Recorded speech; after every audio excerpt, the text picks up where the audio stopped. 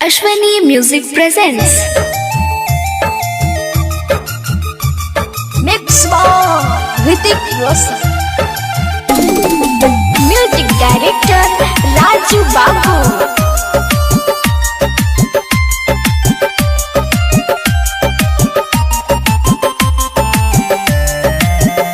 मालविया रहबा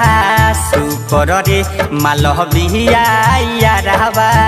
सुपर रे लेवे खातिर 4 कट्ठा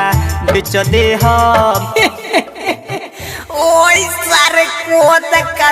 4 कट्ठा लिख दे ओट ससुरा पहिले हमले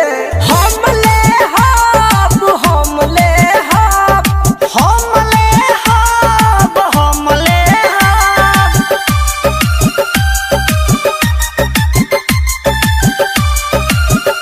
माल बिया या रहवा सुपर रे माल बिया या रहवा सुपर रे लेवे खातिर 4 कट्ठा बेच दे हो जानी पहले हमको ले लेने दो रे ई हिंदी बोलता की हिंदा एक रख के लगाओ न साइड में पहले हमले हब हमले हब हमले हब हमले हब हमले हब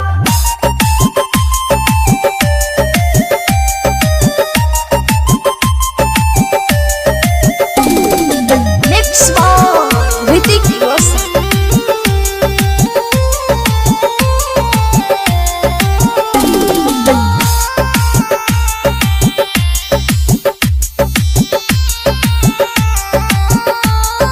हाय हाय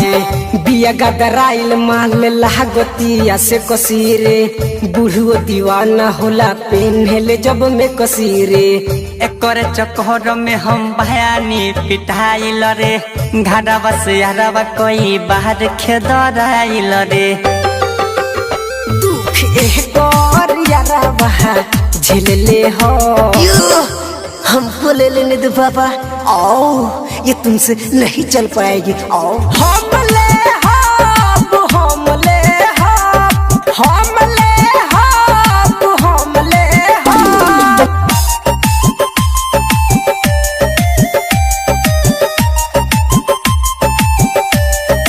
Mix by Hrithik Roshan.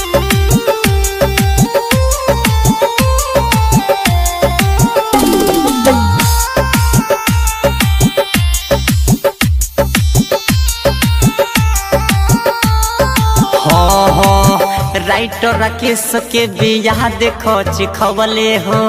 अलम सोताब के ये बिया तोर सबले हो कहे किस मोहने अपना दिलावा के बतिया हो सपने में एकरा संग काट ताटे रतिया हो हरी के के कहे दिल भेज दे हम भैया हम कब से लाइन में खड़ा बनी हमरा ना मिली का ए बुढ़बक तू कहाँ से चलो वही बेर से लाठी लेके तो हम खड़ा बनी हमले हब हमले हब हमले हब हमले हब माल बिया या रहवा सुपर रे माल बिया या रहवा सुपर रे लेवे खातिर 4 कट्ठा बेच दे हो जानी